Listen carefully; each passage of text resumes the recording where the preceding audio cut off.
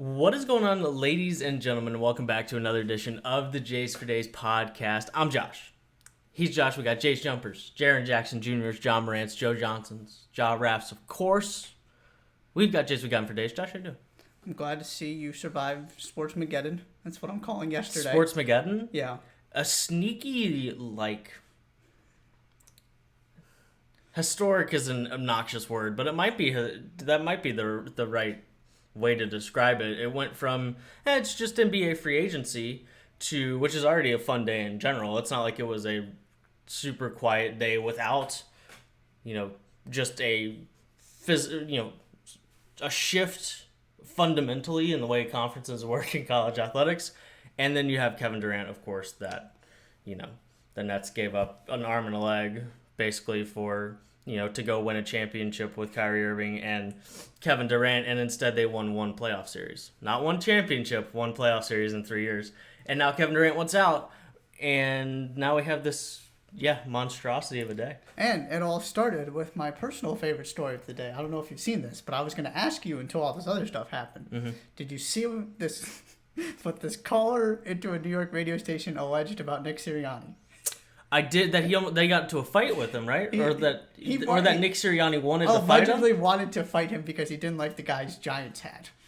I find that really hard to believe. I do too. My question off of this, I was captivated by this story. Of course, if true, Nick Sirianni is a true Philly legend already. Right. But and I want the details. I really want to know what actually happened because I think there's some truth, but it's some sort of exaggeration. Sure. Anyway, my question for you is: what college basketball coach is the person who had that story come out about them? Mick Cronin? I could see that. Yeah. Not like a USC hat on the golf tennis Chris court. Mack? That was one of the first ones that came to mind for me. The other thought I had was Kelvin Sampson. Okay. Yeah.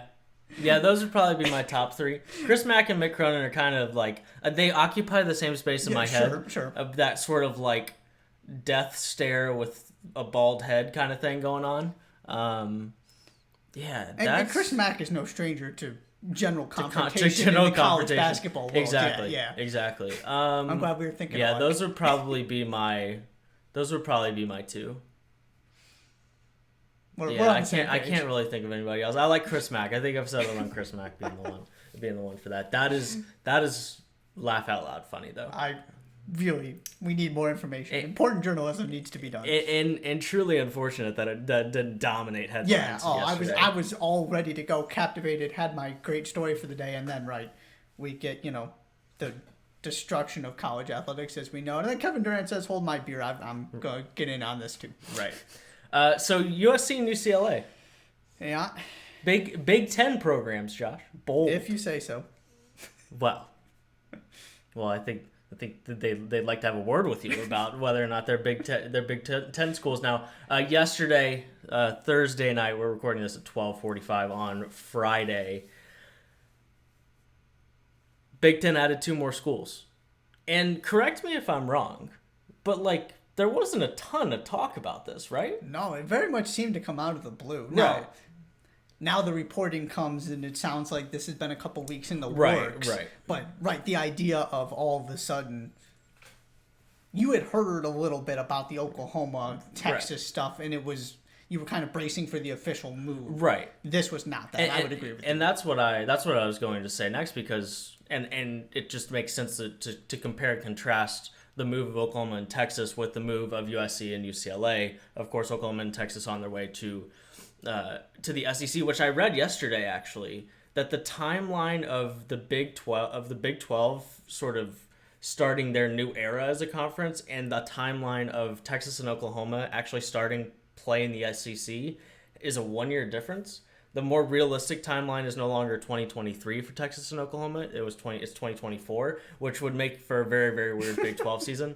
But that aside, we were kind of in on Oklahoma and Texas that process when they applied, right? The news kind of broke that Texas and Oklahoma were going to apply for membership in the Southeastern Conference, and instead of that, and then we kind of followed along, and it was kind of waiting for the ball to drop that the SEC had approved their application and they'll be joining the SEC.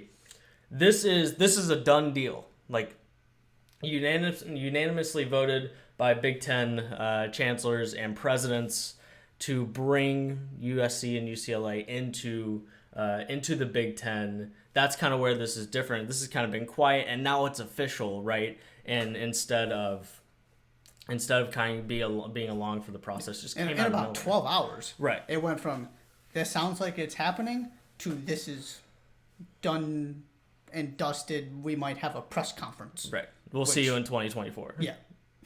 Absolutely. Well, so can I get, because there are a lot of different ways to look at this, because this is not while this is fundamentally the same thing that happened with Texas and Oklahoma, I think there are a hefty amount of differences here. Where does your mind go first when you see this on Twitter, when you see the breaking news? Where does it go first in terms of your initial reactions? Just disappointment. Yeah, I think that's in the Big Ten Conference, in USC and UCLA, in the state of college athletics. What? Do we just not care about regional things anymore? Because clearly not. Clearly not. No. I was okay with the Texas-Oklahoma thing. Yeah, to me this is very, very different. I guess if I could sum it up in one word, disgusted. This is why you name your conference something that's not geographical. Exactly. So that you can just add teams right. And it'd be like, yeah, sure. I mean, the SEC did it and they brought in two, Southwest teams. But, I didn't really care for the move that Texas and Oklahoma made because mostly I just really like the way that the Big 12 is right now, especially for college basketball. And, a lot of these conversations revolve around football, which is part of the issue here, right? Because it's easy for the program for Big Ten football programs to charter a flight once a week, twice a year max. Yep. For all of the original Big Ten schools to fly out to California right. And play a game. It's much more difficult for USC and UCLA. But what about the Olympic sports that USC and UCLA play? The UCLA women's softball team played 61 games this year. 61. Yep. So in theory, and I don't know how many games they played in conference, but it's 25. Yeah. And now some of that is set up, tournaments down south at the beginning of the season, and but when it comes to conference play, most of it is not. Right. Most of it is you're flying somewhere and playing a 3-game series, right. And that just gets super, super strenuous on teams that play a lot more than one game a week. Yeah. And my thing was even specifically thinking about a sport like soccer, because softball, baseball, you're going to do a lot of traveling, but you're also going to set up camp for 3 days or 2 days, depending on the schedule. What if we're going to have, UCLA's women's soccer team flying over to College Park, Maryland on a Wednesday night as USC gets ready to welcome Rutgers for a Thursday night men's soccer 2,900 miles, by the way. Right. Between LA and Rutgers. Right. And you are there exclusively to play a 2-hour game and then leave. Yeah. So I almost argue, or in basketball in particular as well, because you're going so many different places so quickly, right? Mm-hmm. You're going to, we play Iowa at home, then we're going to go play at UCLA, and then we've got at Rutgers the next weekend, and then we're going to play, let's say this team is Nebraska, and then we're going to, host Michigan or something. Mm-hmm. Which, of course, there's already a lot of travel, but that was the thing I tweeted is, nothing says we care about our student athletes and their education like scheduling games 2,900 miles apart in the middle of the school week. Right. Which is what's going to happen. Sure. And at this point, we just need to let the ship sail on we actually care about not the that this was a turning athlete. Point in that conversation. Right. But in this conversation kind of revolves around a lot of things. A lot of college athletic conversations kind of come back to this idea of the way college athletics are represented and that they function now best serve 0.5% of college athletes, If that. if that. Yeah. And when we go from at the Division I level, and then when you go deeper and deeper, it's even smaller percentage than that, because very, very small portion of college athletes are going to play whatever sport they play in college professionally. And even further than that, there's a larger percentage who would like to play it professionally, but still the overwhelming majority don't want to play it professionally. They want to play it in college, and then they want to move on with their lives and do whatever it is they're studying to do. So the point being is that, you know what, it's not that big of a deal for Hunter Dickinson to travel across the country over and over and over again to play college hoops. It's just not that big of a deal for him because he could not touch a pencil all semester, and Michigan's basketball program is going to make sure that Hunter Dickinson passes his classes so that he can play. That's just the reality of the situation. And it also just doesn't prevent you from passing classes. Right. Inherently. Right. There's a way to do it. Right. But the point being is that there's not the highest of college athletes who are going to schools, not Hunter Dickinson necessarily, but there are plenty of college athletes who are playing sports at a university that if it was just for their academics, they would not have gotten into. And the pressure academically is just not quite there, especially for a guy that maybe it's 1 year, maybe it's 2 years, maybe it's all 4 years, but then they're going to go play professional sports somewhere. And just frankly, the plan is for them to not have to use that education. That's the plan. Right. For people whose plan it is to use that education, whether that means into the workforce right after school ends, whether that's going to business school, whether that's going to medical school, whatever it is, those grades actually matter. And the pressure is higher on, the smaller sports because they just typically, the smaller the sport, the fewer people in that, playing that sport are trying to play it professionally. Right. And that's, unfortunately, the reality of the situation. But when we make moves like this, we're making moves with football in mind more than anything else. First of all, football is king, and not not an accurate representation of the majority of the college athletes.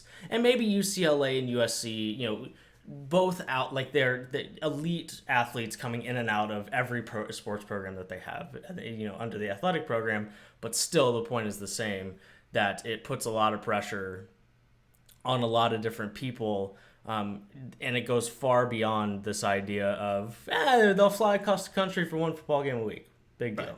Right. And the Big Ten will tell you it specifically targeted these two schools because of their academic prestige. No. It is wrong. Part of it. I don't think it. I do think that there is some. No. I'm not saying that's why they're coming. I'm saying part of that the Big Ten was not going to go get any two programs. That these two programs, from every standpoint, fit academically and, of course, primarily the LA market and what this is going to do financially. Yes, it's money first. I'm not trying to say they went and said, we're going to go get some great academic institutions to add to our... But, right, these are on the Michigan Northwestern level in terms of... That was part of this, is they fit the... Whenever the Big Ten, it seems like, based on what I've read, when the Big Ten was talking about expansion, that was something they were looking at, is this, they need to fit into what we're doing academically. Sure. Just to throw that out there. Yes, it's money in LA first and foremost, not trying to get that twisted. The other part of this, can we just step back for a minute and talk about what the Big Ten did to their supposed ally? Which supposed ally? The Pac-12. Oh, the Pac-12, yeah. There was an alliance formed to stop this from happening. And the Big Ten said... Yeah, but then they crunched the numbers and saw how much money it was going to make. UCLA and USC said, hey, what's up? Yeah. How you doing? Yeah. And Big Ten said, come on in. Right. And the biggest issue I have with all this is this idea of, and this sounds like kind of what it's coming out of the Big Ten sources, is, look, it was going this way anyway, so it was either we do this now or we're going to pay a price down the road. Right. But to me, this is the tipping point. You can survive You had the Big 12 reorganized already. The SEC was always going to win because the SEC is college football.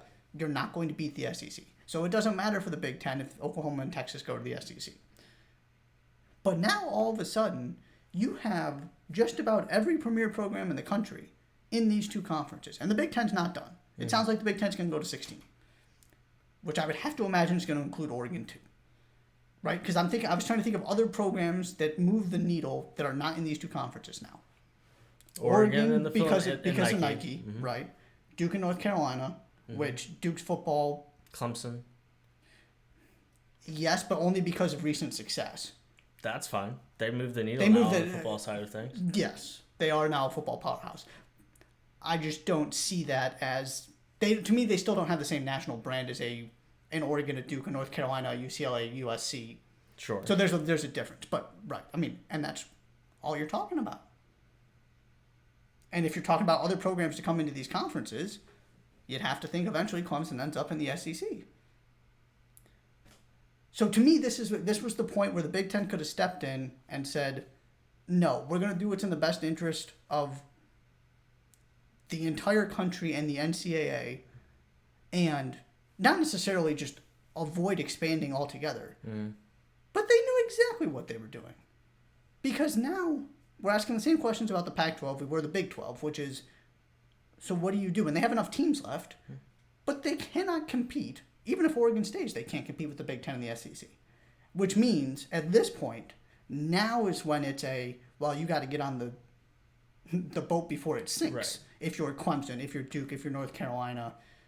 And, the ACC has this protection of rights thing. I'm forgetting the official terminology, where if you leave the conference before, I think it's 2036, you forfeit your broadcast rights. So maybe this takes a while. But that was the real frustrating, disappointing part of this for me. I didn't. Big Ten's going to point to Oklahoma and Texas and say this is the SEC's fault. We're just doing what we have to survive, and that's just not true. No. They went for the money and the home run and looked out for their own interest, which they have every right to do. But I just don't see any world in which this doesn't end up becoming a two-conference entity, right? At least from a basketball and football standpoint. And then what are we doing? What's going to happen is you'll eventually get, and I guess to a certain extent, you'll just kind of have the SEC, the Big Ten, and then every other important school on the West Coast, they'll all become one conference, and then all the important schools on the other side of the country will become one conference. And to a certain extent, the Pac-12 and the ACC are kind of already of that. Right. But maybe it's, adding your, the BYUs of the world for... Well, BYU's already in the Big 12. Oh, right. Right. There is a sort of, to use a soccer term, a promotion... So maybe it's Big 12 and Pac-12 just joining. You got too many teams, though. So?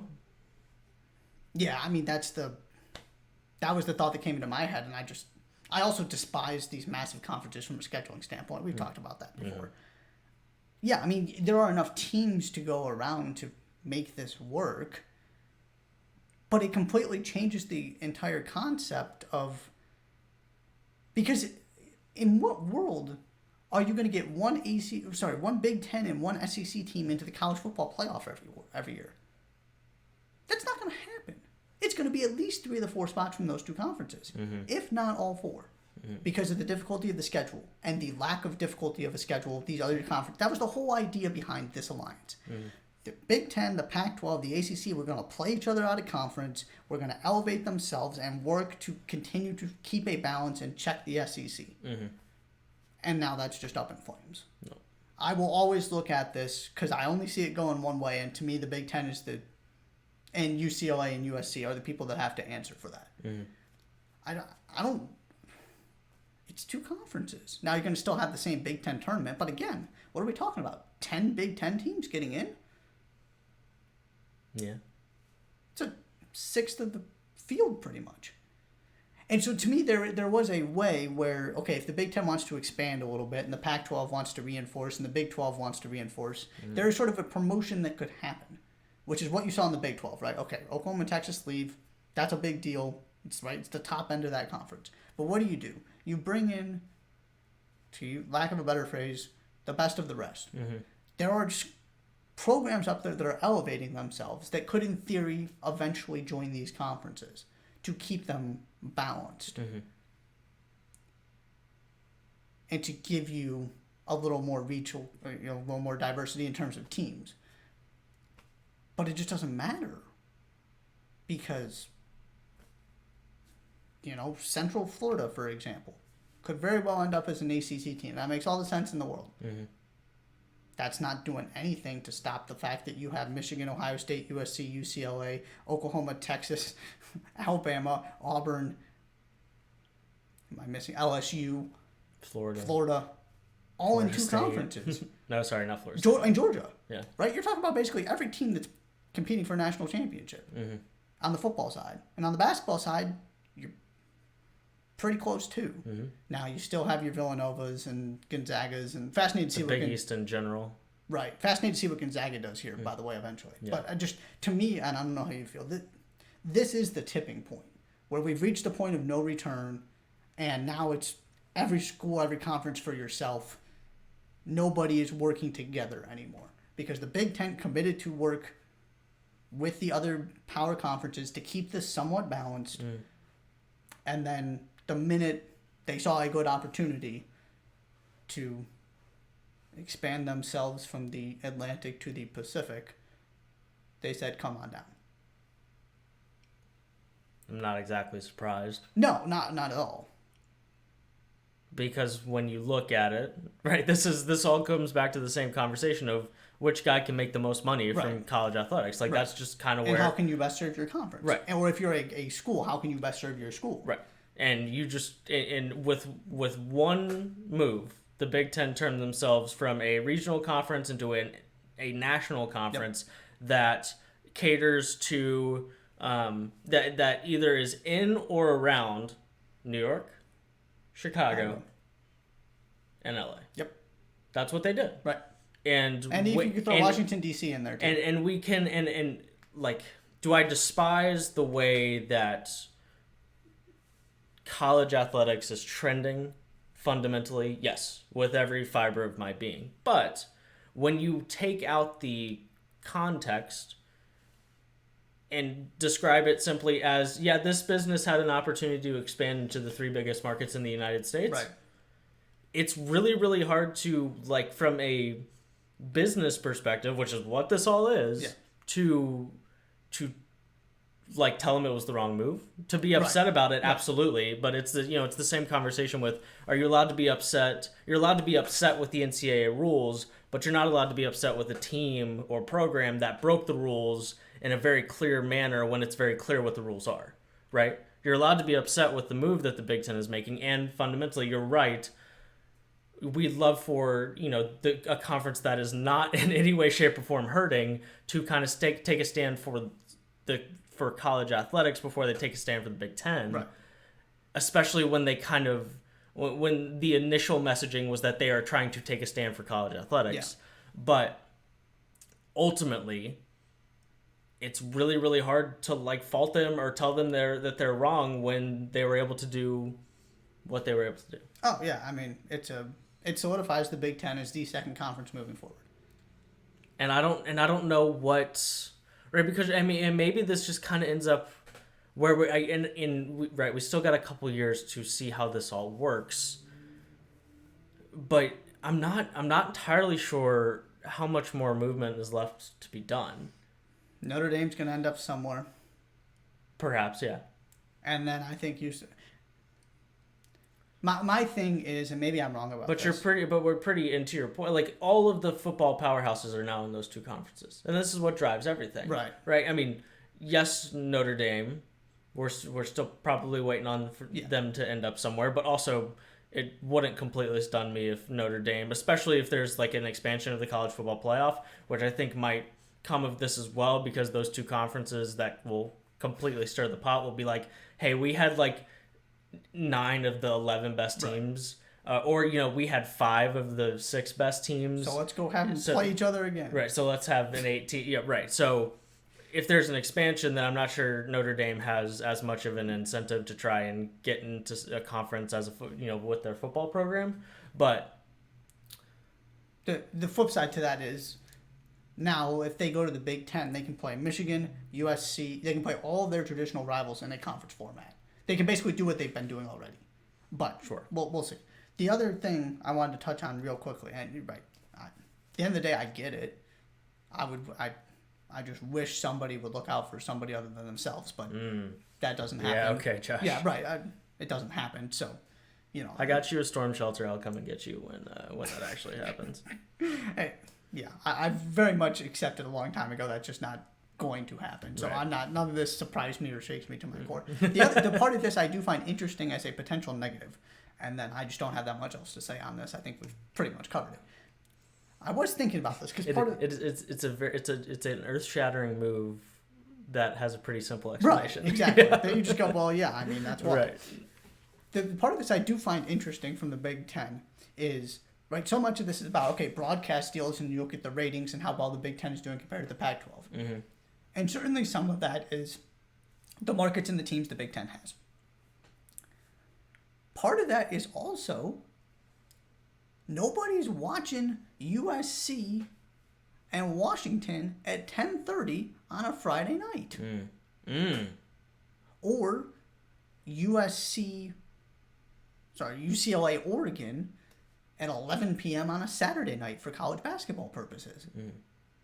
I am interested in how this works, bringing two teams from the Pacific time zone in. Because, I mean, are USC and UCLA going to start playing, keeping on college basketball again for a second, going to start playing their home games at 4 p.m. local time? 5 p.m. local time? All of a sudden, you've got Michigan at UCLA starting at least 10 p.m. For Michigan fans. If this doesn't, I don't want to say doesn't work, I mean, it's going to work. But if there's a downside to it, and there's a price to pay, to me it's that. And the very simple rebuttal is that nobody's got a bedtime on Saturday night. This could also be a Tuesday night game. Right, but that's what I'm saying, is that nobody cares about the college basketball games on Tuesday night. This is about the games being played on Saturday. Right. And you can play it at 4 p.m. Eastern, 1 p.m. There are ways to do it. But that's what I would say, that the Big Ten doesn't care about that Michigan UCLA game at 10 o'clock on a Tuesday night. And I would generally agree. But I'm also thinking about it from a primetime perspective. Right, and that's what I'm saying. It's much easier. Like, they need that one game in primetime every week, and all they care about. And the biggest, when we get to the point where the biggest Big Ten conference games are being played, you can also play those on Saturdays for the college basketball schedule. Right.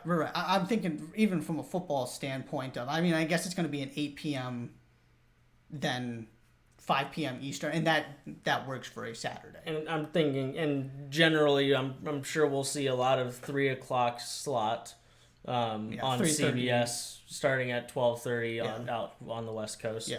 And the other part of it is that, like, are we sure any of the biggest Big Ten football games in the next 3 years are going to include either of those two teams?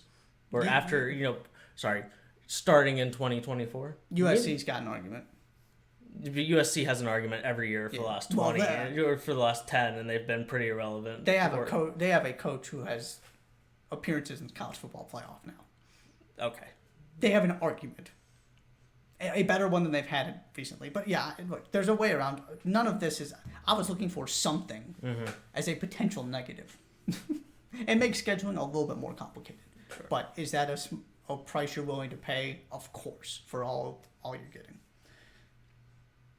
Big Ten, now we're at, 16 teams in the Big Ten now? Yes. Right, we were at 14, 16. I guess this is 16. Yeah.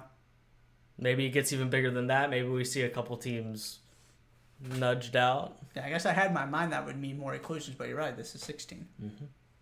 Yeah. Wild. Anything else in this? Yeah. The Big Ten has 16. The Big 12 is, still 10? The Big 12 is still 10. Eventually, yeah. Yeah, Yeah, you know. It's a downside. Shouts to the picking double numbers. round. Shouts to the double round robin. But they did pick numbers. They said Big 10, 16. They don't care.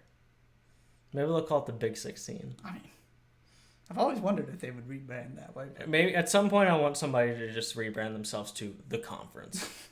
It's a big conference. You know, like the Ohio State, you know, the U. Conference. The U. Like there's a million universities in this country and Miami is the U. Right.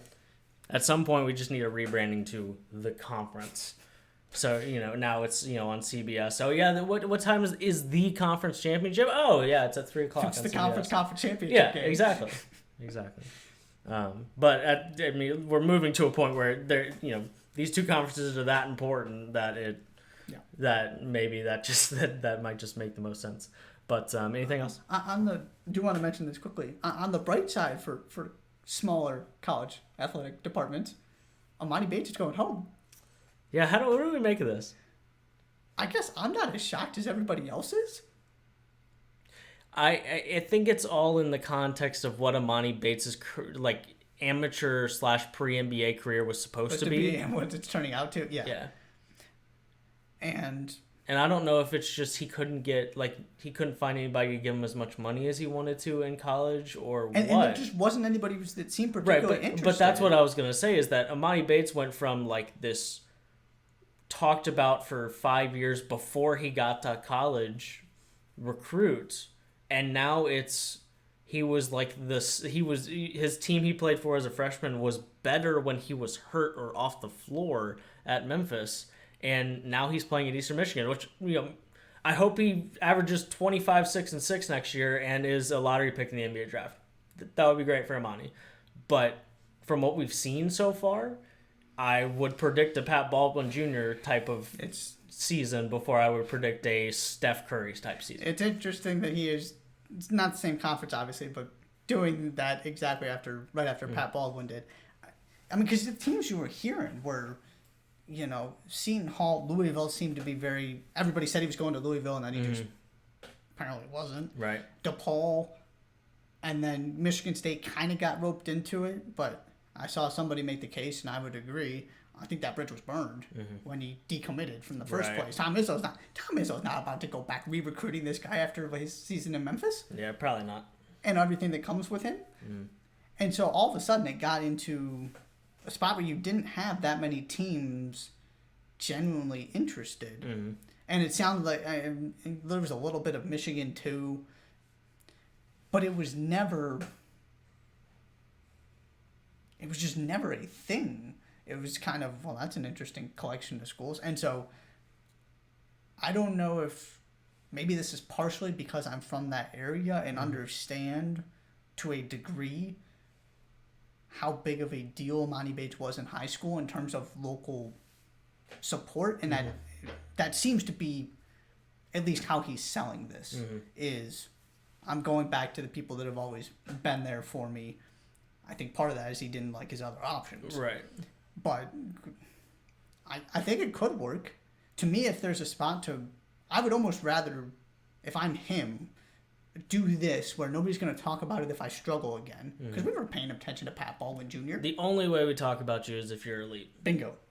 If he changes the conversation, it's going to be in a positive way. Right. As opposed to if he goes to, so Louisville, you've got a fairly high-profile new coach coming in Kenny Payne. Nolan Smith is on the staff now. You're in the ACC. DePaul is at least in the Big East and regularly broadcast on Fox or the Fox properties, I should say. So there's that part of it. So I like this from just about every angle. It is a commentary on how far he's fallen, but you think he gets drafted if the 2023 draft was tomorrow? Yes, probably. I'm not seeing him on here. Shouts to NBA Draft.net. I don't see him, but that's not. Is this just first round? No, it's full. Yeah. Yeah. Okay. Anywho, not important right now. I just thought Chris Murray? Yeah, let's take NBA draft on that with a grain of salt. The best thing that they do is that it's always a 60 pick mock draft, and until about 3 days before the draft, it's impossible to find a 60 pick mock draft. That is very true. So yeah, I've got some questions. And we're also 363 days, 6 hours, and 41 minutes from the 2023 NBA draft. So it's not a big deal. But either way, even if he is, I mean, like, it's still Emoni Bates at the very least. He will be in some capacity in an NBA organization. I am pretty confident. All I'm saying is that's expecting an incredible jump like the one his brother made from Chris Murray. Mm-hmm. Yes, very, very much so. But hey, sometimes it pays to have the last name. Yep. We talk about, there are a lot of people who talk about Bronny James all the time, even though from a high school prospect perspective, he's not especially special, but his name is Bronny James. So, it can get you pretty far if you got the last right name, and following your brother, who is just the 4th overall pick, is not unhelpful. Oh, and even better, this mock draft has him going to the same place. Yes, they see is the biggest question is 7th.